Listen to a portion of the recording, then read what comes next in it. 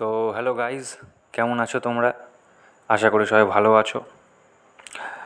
তো এই ক্লাসটা হচ্ছে বেসিক্যালি আমাদের ভেক্টর অ্যানালাইসিসের ওপর সেকেন্ড পার্ট, বা বলতে পারো যে ফার্স্ট ক্লাসটারই কন্টিনিউয়েশন। তো ফার্স্ট ক্লাসে আমি এমন এমন ইম্পর্টেন্ট একটা কিছু কিছু জিনিস শিখিয়েছি, যেগুলো না দেখলে বা না বুঝলে সেকেন্ড ক্লাসটা বুঝতে সমস্যা হতে পারে। তো ভিডিও ডেসক্রিপশানে আমি ফার্স্ট ক্লাসের লিঙ্কটা দিয়ে দিয়েছি, ফার্স্ট পার্টের।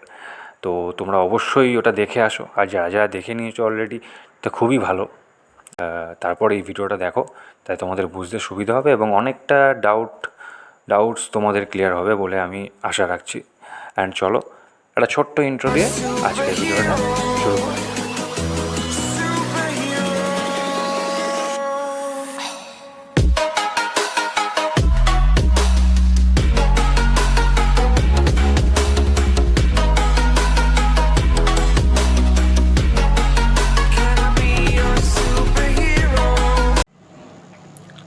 ওকে, তো আজকে আমরা শিখবো বেসিক্যালি ভেক্টর অ্যালজেব্রাটা কী, ওকে, এবং এটা কিভাবে কাজ করছে। তো ভেক্টর অ্যালজেব্রা কখনো নর্মাল অ্যালজেব্রার মতো নয়, দ্যাট ইজ ওয়াই একটা আলাদা করে আমাদের ডিফাইন করতে হচ্ছে, সেটা হচ্ছে ভেক্টর অ্যালজেব্রা। এবং দুটো ভেক্টরকে তখনই আমরা ভেক্টর হওয়ার একটা one of the main criteria হচ্ছে এটা ভেক্টর অ্যালজেব্রা ফলো করবে। ওকে, তো ভেক্টর অ্যালজেব্রাটা কী বলছে, ধরো নর্মাল অ্যালজেব্রাতে আমি 5 - 3 কত লিখতে পারি, 2, তাই না? 5 - 3 2 লিখতে পারি, বাট ভেক্টর অ্যালজেব্রা বলছে 5 - 3 2 নাও হতে পারে। তাহলে কেন হচ্ছে এরকম? বেসিক্যালি ডিরেকশানটা থাকার জন্য। ডিরেকশান বলে একটা এক্সট্রা টার্ম থাকছে বলে আমি এখানে 5 - 3 = 2 বলতে পারছি না। বাট স্কেলার কোয়ান্টিটির ক্ষেত্রে যদি 5 কেজি - 3 কেজি করি আমি, সেক্ষেত্রে আমি 2 কেজি বলতে পারি। ওকে, সেক্ষেত্রে আমি 2 কেজি বলতে পারি কখন, যখন স্কেলার কোয়ান্টিটি থাকে। তো ডিরেকশানের জন্য আমরা 5 - 3 = 2 এখানে বলতে পারবো না। তো বেসিক্যালি আমি দেখি যে কী বলতে পারবো তাহলে, ঠিক আছে? তো ভেক্টর অ্যালজেব্রা বেসিক্যালি অ্যাডিশন করা যেতে পারে দুটো ভেক্টরের, ঠিক আছে? আমরা এখানে দুটো ভেক্টর কনসিডার করেছি, একটা হচ্ছে এ ভেক্টর, ওকে, একটা হচ্ছে বি ভেক্টর। তো এ আর বি ভেক্টরের মধ্যে যদি আমি অ্যাডিশন করি তো গিভস আ নিউ ভেক্টর, সেটা হচ্ছে সি ভেক্টর আমি ধরলাম। তার মানে দুটো ভেক্টর যোগ করলে আমি একটা নতুন ভেক্টর পাচ্ছি, একটা ভেক্টর কোয়ান্টিটি পাচ্ছি, ঠিক আছে? তো এক্ষেত্রে ভেক্টর কোয়ান্টিটিটা যেটা পাচ্ছি তার রেজাল্ট্যান্ট, আমি তাকে সিটাকে বলছি রেজাল্ট্যান্ট, সিটাকে আমি বলছি রেজাল্ট্যান্ট।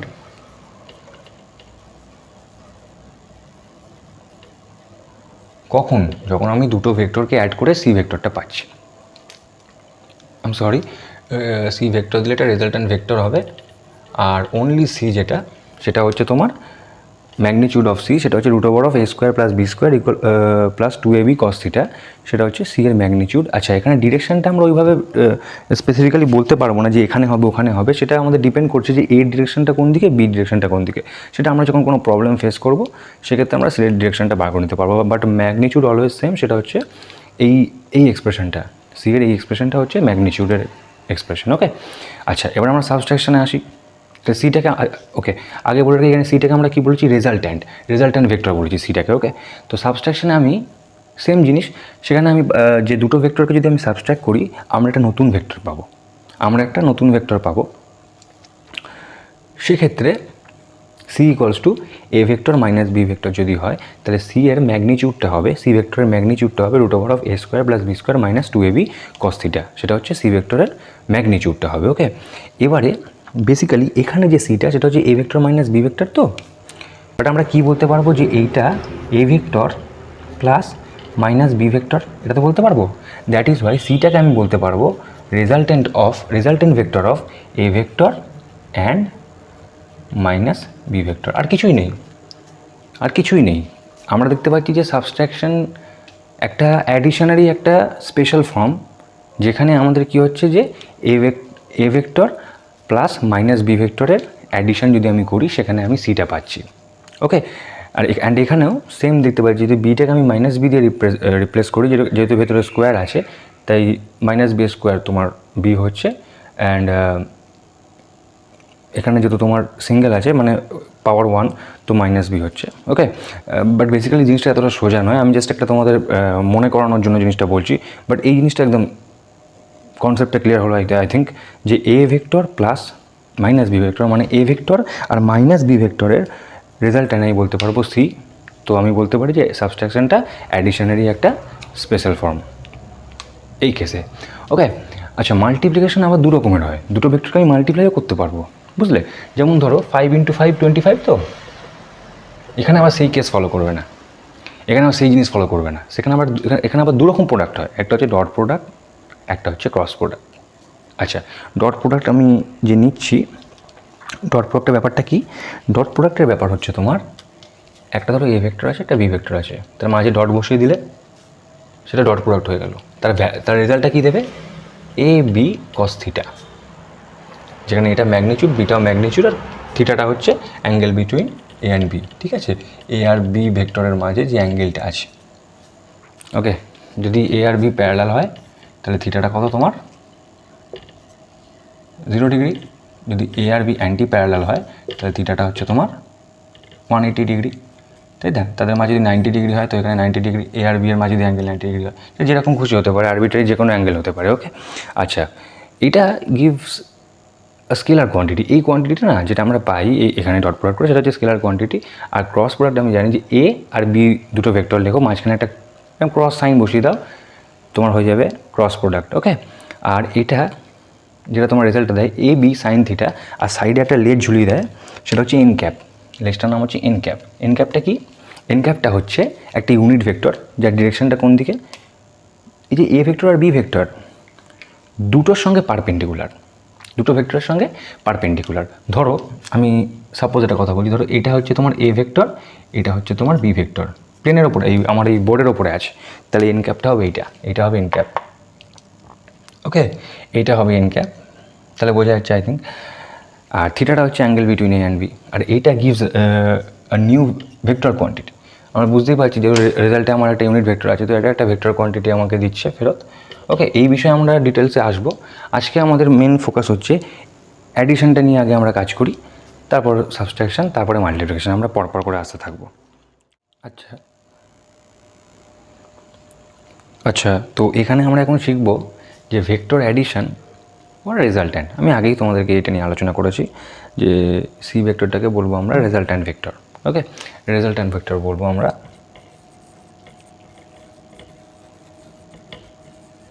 আচ্ছা, তো এরকম নাম কেন? রেজাল্ট্যান্ট ভেক্টর আমরা কেন বলছি এটাকে? এর আগে একটা ওয়ার্ডের উপর আমাদের মেন ফোকাস করতে হবে, সেটা হচ্ছে এফেক্ট। এফেক্টটা কি? ধরো দুটো ভেক্টর আছে, ঠিক আছে, এ ভেক্টর আর বি ভেক্টর, তাদের মাঝে যে কোনো অ্যাঙ্গেল হতে পারে, যে কোনো অ্যাঙ্গেল যা খুশি হতে পারে। তো এ ভেক্টর আর বি ভেক্টর এই দুটোর যে কম্বাইনিং এফেক্টটা, এই যে এটাকে কম্বাইন করা বলছে, এটাকে আমরা অ্যাডিশন করছি, মানে দুটো কম্বাইনিং, মানে কম্বাইন করলে বা দুজনের জন্য আলাদা আলাদা যে এফেক্ট, সেই আলাদা আলাদা এফেক্টের জন্য নতুন যে একটা এফেক্ট তৈরি হয়, ঠিক আছে, তাকে আমরা সি ভেক্টর দিয়ে রিপ্রেজেন্ট করছি। এরকম একটা কথা তোমরা ভাবতে পারো মনে মনে, ঠিক আছে? দ্যাট ইজ ওয়াই এই দুটোর এফেক্টের জন্য যে নতুন এফেক্টটা তৈরি হচ্ছে, সি এফেক্ট বলতে পারো বা সি ভেক্টর বলতে পারো, সেটাকে আমি বলছি রেজাল্ট্যান্ট ভেক্টর। মানে এ আর বি একটা নতুন রেজাল্ট দিচ্ছে। ওকে, এ আর বি একটা নতুন রেজাল্ট দিচ্ছে। এ একা একা একটা রেজাল্ট দিচ্ছিলো, বি একা একা একটা রেজাল্ট দিচ্ছিলো। এবার দুজনকে আমি যখন অ্যাড করেছি, দুজনকে ভাইকে পাশে বসিয়ে দিয়েছি, তারা একটা নতুন ঘটনা ঘটিয়েছে, ঠিক আছে, নতুন ঘটনা ঘটিয়েছে। তো সেটাকে আমি বলছি রেজাল্ট্যান্ট ভেক্টর। চলো এটা ছোটো একটা এক্সাম্পল দিয়ে বোঝার চেষ্টা করি। সেই ছোটো ছোটো পুঁতি হয় না, ওই বল হয় না, যেটা দিয়ে আমরা সাজাই, এইটুখানি বল, দেখো লাল নীল সব সোলার বল, যেগুলো দিয়ে আমরা বার্থডেতে সাজাই বা অনেক ধরনের গিফট প্যাকে সাজাই, ঠিক আছে, ওই লাল নীল নানা ধরনের ছোটো ছোটো প্যাকেটে পাওয়া যায়, যেটা দেখবে হাওয়া দিলে উড়ে যায়, পাশ দিয়ে অ্যাম্বুলেন্সের আওয়াজ আসছে। বর্তমান পরিস্থিতি খুবই খারাপ, থার্ড ওয়েভ মানে ইজ নকিং দ্য ডোর আর কি, এরকম একটা অবস্থা। সবাই বাড়িতে সাবধানে থেকো। আমি যেখানে পড়াই তার সামনে আর কি জানলা, তো এই সমস্ত অ্যাম্বুলেন্সের আওয়াজ শোনা যায়। যত শুনি তত বেশি মানে মন খারাপ হতে থাকে। পরিবার, আত্মীয় পরিজন, নিজেদের লোক, বন্ধু বান্ধব, বাবা মা, গার্লফ্রেন্ড, এদের জন্য খুব মন খারাপ করতে থাকে। তো সবাইকে পাশে রেখো, কারোর সঙ্গে খারাপ বিহেভিয়ার করো না, চেষ্টা করবে মানুষকে নিয়ে মানে মানিয়ে ঝুলিয়ে চলার, বুঝে শুনে চলার। যাই হোক, পড়াশোনার বাইরে গিয়ে অনেক কথা বললাম। যাই হোক, এগুলো দরকার আছে, এইসব কথা শোনার দরকার আছে। যাই হোক, আচ্ছা এফেক্ট নিয়ে আমরা আলোচনা করছি। আচ্ছা এই পুঁতি যে সোলার বলগুলো হয় না, ওটা একটা আনো, ওটা একটা হাতে নিয়ে নাও, ঠিক আছে। এবার দুটো ফ্যান লাগবে, দুটো ফ্যান, ওই টেবিল ফ্যান টাইপের হয় না, টেবিল পাখা। তো এই টেবিল পাখা ধরো এখানে একটা রাখা আছে, ঠিক আছে, এখানে একটা রাখা আছে ধরো। তো এখানে হাওয়া দেবে না, এরকম রাখাতে হাওয়া দেবে। তো হাওয়াটা তো একটা ডিরেকশন থাকবে, এই দিকে তো হাওয়া দেবে না। ধরো এইদিকে আমি হাওয়াটা দিচ্ছে, ওকে। তাহলে এইখানে যদি তুমি পুঁতির বলটা রাখতে, বলটা কোন দিকে যেত বলো তো? ধরো এখানে তুমি ছোটো পুঁতি বলছি, আরে আমরা সরি পুঁতি বেরিয়ে যাচ্ছে, বাট বেসিক্যালি ওটা সোলার বলটা যদি রাখতে, সোলার বলটা কোন দিকে যেত বলো তো? এই দিকে যেত, তাই না? ও এই দিকটা যেত, তাই তো। এবার ধরো তুমি খেলছো, তুমি আর একটা ফ্যান নিয়ে চলে আসলে, ফ্যানটা এখানে রেখে দিলে, ধরো তুমি ফ্যানটা এখানে রেখে দিলে, ওকে, এখানে রেখে দিলে। তাহলে এই ফ্যানের হাওয়াটা কোন দিকে দেবে? এইদিকে না, এদিকে তো দেবে। তাহলে এখন এই যে ধরো আরও ছাড়ছো, তুমি ছাড়তেই থাকছো, ওকে। তো এই যে সোলার বলটা বা হ্যাঁ সোলার বলটা এখন বলো তো কোন দিকে যাবে? ও তো দেখছে আমাকে পেছন দিয়ে হাওয়া দিচ্ছে, আমাকে পেছন দিয়ে ঠেলছে, তো ওই দিকে যাওয়ার চেষ্টা করবে। আবার ধরো এই দিকেও ঠেলছে, তো ও তো এই দিকেও যাওয়ার চেষ্টা করবে, তাই নয় কি? ও তো এই দিকেও যাওয়ার চেষ্টা করবে। ও না যেতে পারবে এই দিকে এখন, আর না যেতে পারবে এই দিকে। তাহলে ও কোন দিকে যাবে বলো তো? ও যাবে, ও বলবে ঠিক আছে আমি দুজনের কথাই শুনবো, আমি এমন একটা দিকে যাব যাতে আমি দুজনের কথাই শুনি। তো ও যাবে, ধরে নাও এদিকে আর এদিকে, তো ও যাবে ধরো না এইরকম কোনো একটা রাস্তা দিয়ে বেরিয়ে যাবে। ও যেটা বেসিক্যালি করবে সেটা হচ্ছে, ও এই সমস্ত একটা রাস্তা দিয়ে বেরিয়ে যাবে, আস্তে করে এখান দিয়ে বেরিয়ে যাবে, এইসব রাস্তা দিয়ে বেরিয়ে যাবে।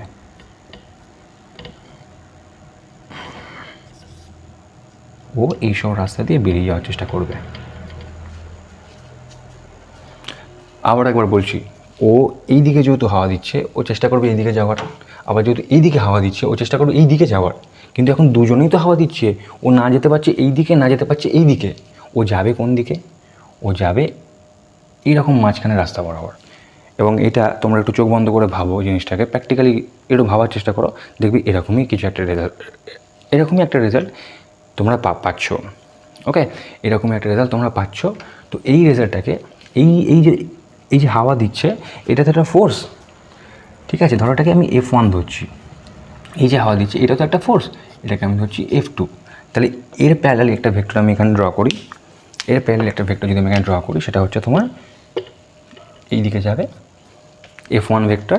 আর এর প্যারালাল যদি আমি এখানে একটা ভেক্টর ড্র করি, সেটা হচ্ছে তোমার এই দিকে যাবে F2 ভেক্টর। তাহলে আমরা দেখতে পাচ্ছি যে বলটা কোন দিকে এফেক্টিভ ফোর্স ফিল করছে, দুটো ফোর্স থাকার জন্য এফেক্টিভ ফোর্সও ফিল করছে এই দিকে, ওকে। ও এই দিকে ফিল করছে, দ্যাট ইজ ওয়াই এটা আমার হচ্ছে F1, এটা হচ্ছে তোমার F2, এটাকে যদি আমি F3 বলি অ্যান্ড ভেক্টরিক্যালি আমি রিপ্রেজেন্ট করি, তাহলে আমি বলতে পারবো যে F3 is equals two F1 plus F2, যেখানে F1 F2 এফেক্ট হচ্ছে তোমার F3, and this F3 is called resultant vector, okay. আশা করি বোঝা গেল। আচ্ছা আরেকটা এক্সাম্পল দিই আমি। আরেকটা এক্সাম্পল দেওয়ার জন্য আমাকে সামনে আসতে হবে। আমি ধরো সামনে এখানে এসে দাঁড়ালাম, ওকে। আমি সামনে এসে দাঁড়ালাম।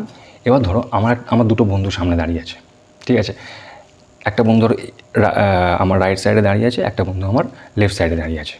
আমার রাইট সাইডের বন্ধুটা আমার হাত ধরে টানলো, আমি কোন দিকে যাব? এই তো এইদিকে, তাই না? আবার ধরো আমার লেফট সাইডের বন্ধুটা আমার হাত ধরে টানলো, আমি কোন দিকে যাব? এইদিকে, তাই তো। এবার ধরো দুজনেই আমাকে টানলো, আর দুজনের গায়ে বডি ধরো সেম তোমার পাওয়ার আছে, তাহলে আমি কোন দিকে যাব? অবভিয়াসলি সামনের দিকে যাব না। এটা হচ্ছে রেজাল্ট বা এফেক্ট।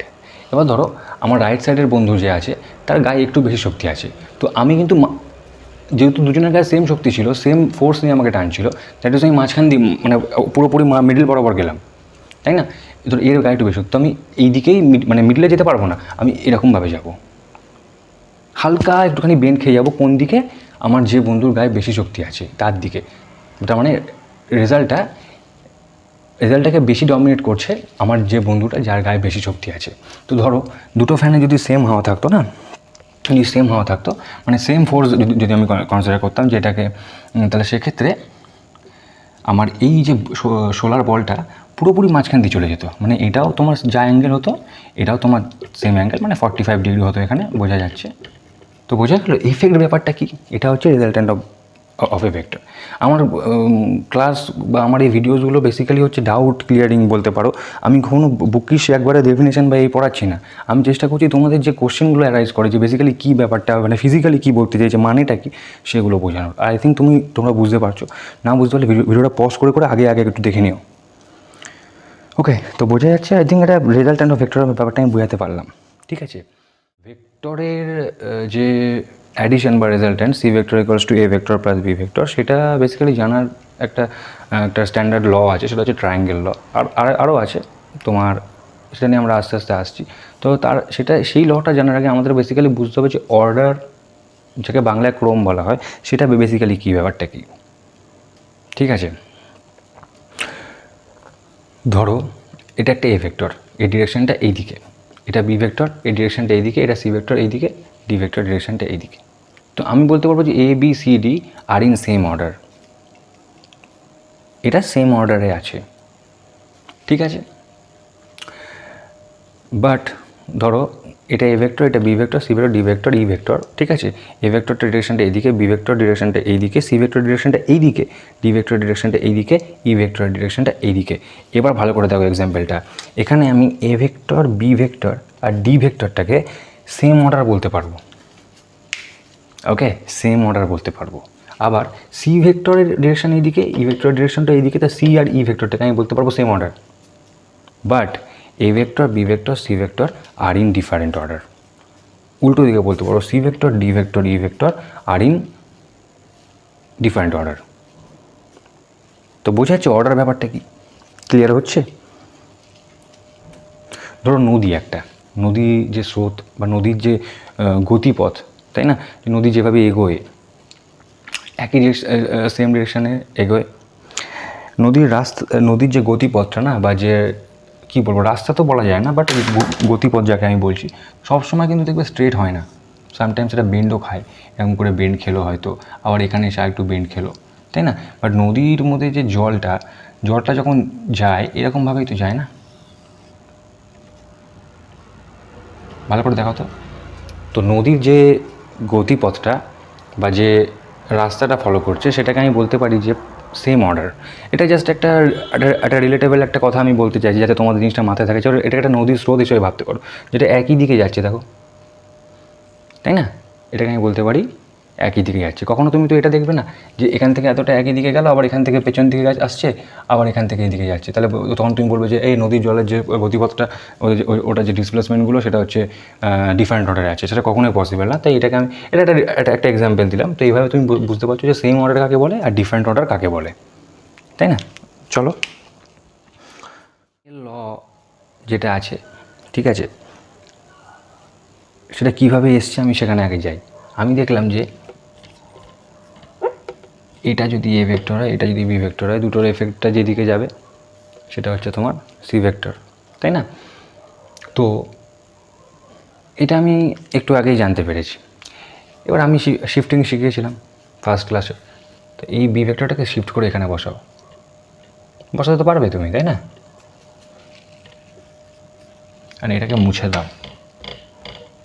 ওকে, এটাকে মুছে দাও। তো দেখছো একটা ট্রায়াঙ্গেল ফর্ম করেছে, তো ট্রায়াঙ্গেল ল বলা হয়েছে যে, দেখো খুব ইজি জিনিস, কিন্তু কোনো কিছু কমপ্লিকেশন নেই, যে একটা ট্রায়াঙ্গেলের যদি তিনটে সাইডকে তুমি তিনটে ভেক্টর বলো, তো যে দুটো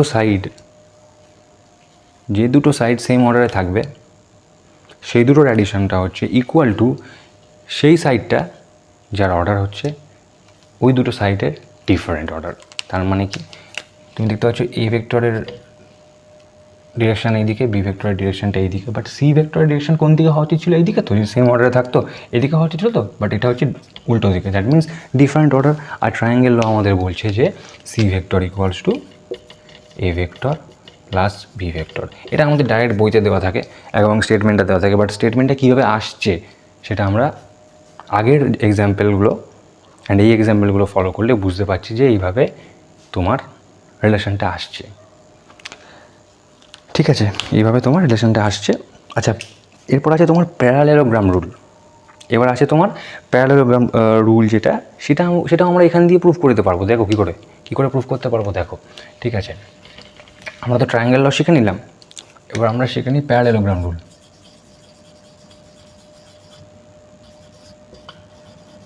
রুল একই, চলো ঠিক আছে। বি ভেক্টরটাকে আমি এখানে শিফট করতে পারি, আবার এ ভেক্টরটাকে তো আমি এখানে শিফট করতে পারি। তো হচ্ছে না, একটা প্যারালেলোগ্রাম ফর্ম করছে না?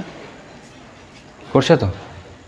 তো আমি এটা কি বলতে পারি যে একটা প্যারালেলোগ্রামের, ঠিক আছে, একটা প্যারালেলোগ্রামের দুটো যে ইকুয়াল সাইড, এটা এই সাইডটা ইকুয়াল আর এই সাইডটা ইকুয়াল, তার মধ্যে যে কোনো দুটো সাইড,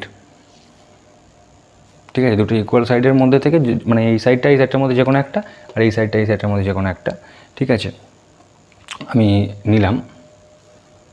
তো এই দুটো আমার আগে যে সেম অর্ডারে আছে এবং এর যদি ডায়াগোনালটা এই দুটো সাইডের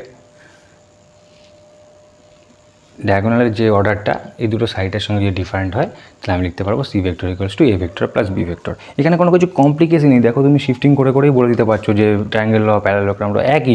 বলতে পারো যে প্যারালেলোগ্রামটা হচ্ছে ট্রায়াঙ্গেল লয়ের একটা স্পেশাল ফর্ম। ঠিক আছে, আচ্ছা, এবার আমি বারবার বলছি যে আমাদের ক্লাসটা হচ্ছে বেসিক্যালি ডাউট ক্লিয়ারিং ক্লাস।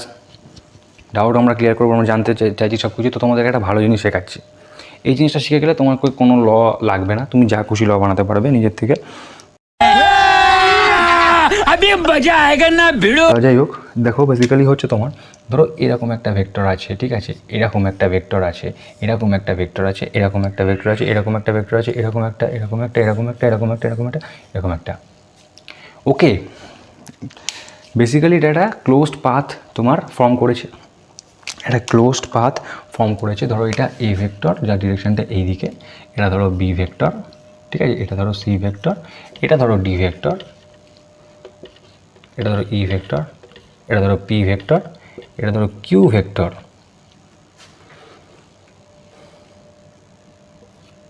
আর ভেক্টর, সরি এগুলো তোমার স্মল লেটারের হবে, এটা আর ভেক্টর, এটা তোমার কে ভেক্টর, এটা তোমার এল ভেক্টর, আর এইটা ধরো তোমার জেড ভেক্টর, তাই না? আমি দেখতে পাচ্ছি যে এখানে প্রত্যেকটা ভেক্টর সেম অর্ডারে আছে। দেখো ডিরেকশানগুলো দেখো, বুঝতে পারবে সেম অর্ডারে আছে। আমি যদি জেড ভেক্টরের ডিরেকশানটা উল্টো করে দিই, তাহলে আমি বলতে পারবো এখানে যতগুলো এ থেকে এল অবধি যতগুলো ভেক্টর আছে, তার সঙ্গে জেড ভেক্টরের অর্ডারটা ডিফারেন্ট অর্ডার। সেক্ষেত্রে আমি, যেহেতু এটা একটা closed path, obviously closed path হতে হবে, ওকে, ক্লোজড করতে হবে, পুরো সবকটা ভেক্টর গিয়ে ক্লোজ করবে যে এই পুরো যে তোমার পাথটা আছে। তো সেক্ষেত্রে আমি বলতে পারবো যে A vector plus B vector plus C vector plus D vector plus, মানে সবকটা ভেক্টর তুমি অ্যাড করো, E vector plus P vector plus Q vector plus R vector plus K vector plus L vector is equals to Z vector, কারণ জেডটা হচ্ছে different অর্ডারে আছে। ঠিক আছে, যদি তিনটে সাইড দিয়ে হতো তাহলে কী করতে হতো, এটা যদি এ ভেক্টর হতো, এটা যদি বি ভেক্টর হতো, তাহলে এটা অবভিয়াসলি সি ভেক্টর হতো, কারণ দেখো এ ভেক্টর আর বি ভেক্টর সেম অর্ডারে আছে, বাট সি ভেক্টরটা এই দুটো ভেক্টরের সঙ্গে ডিফারেন্ট অর্ডারে আছে। এটা যদি চারটে সাইড দিয়ে হতো, প্যারালেলোগ্রাম রুল, যদি তোমার 5টা সাইড দিয়ে হতো, 10টা সাইড দিয়ে, যতগুলো সাইড দিয়ে হোক না কেন, কোনো চাপ নেই, ক্লোজড পাথ হতে হবে এবং একটা ভেক্টর সবকটার সঙ্গে তোমার ডিফারেন্ট অর্ডারে হতে হবে, একটা ভেক্টর সবকটার সঙ্গে ডিফারেন্ট অর্ডারে হতে হবে। আচ্ছা, এখানে আরও একটা জিনিস বলে রাখি, আমি যদি কিউ ভেক্টরটাকে ডিফারেন্ট অর্ডার করে দিতাম, তাহলে এখান থেকে কিউটা বাদ পড়তো, এখানে এসে কিউটা যোগ হতো, কেন যোগ হতো? প্রশ্ন তো জেগেছে মনের মধ্যে, কেন যোগ হতো?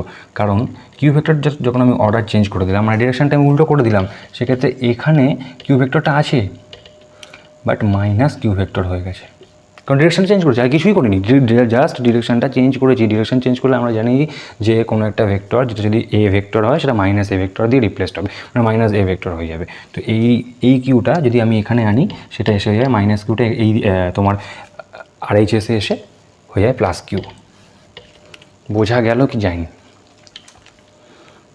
খুব ইজি, আমি মনে করি খুব ইজি। ওকে, তো আজকের জন্য আপাতত এতটাই। পরের দিন আমি শেখাবো যে ওই যে রেজাল্ট্যান্ট ভেক্টরের যে ম্যাগনিটিউডটা কীভাবে আমরা বার করছি সেই জিনিসটা আমরা নিয়ে আলোচনা করবো, শেখাবো, সেটা ভালো করে শেখাবো একদম, যাতে মনের মধ্যে তোমাদের থেকে যায়। তো চলো, টেক কেয়ার অ্যান্ড শেয়ার করে দিও ভালো লাগলে। যদি মনে হয় কিছু শিখতে পারছো সবার সাথে শেয়ার করো অ্যান্ড পাশে থেকো। खत्म, bye bye, ta-ta, goodbye, गया ना ना ना, क्या हुआ, कुछ बचा ही नहीं।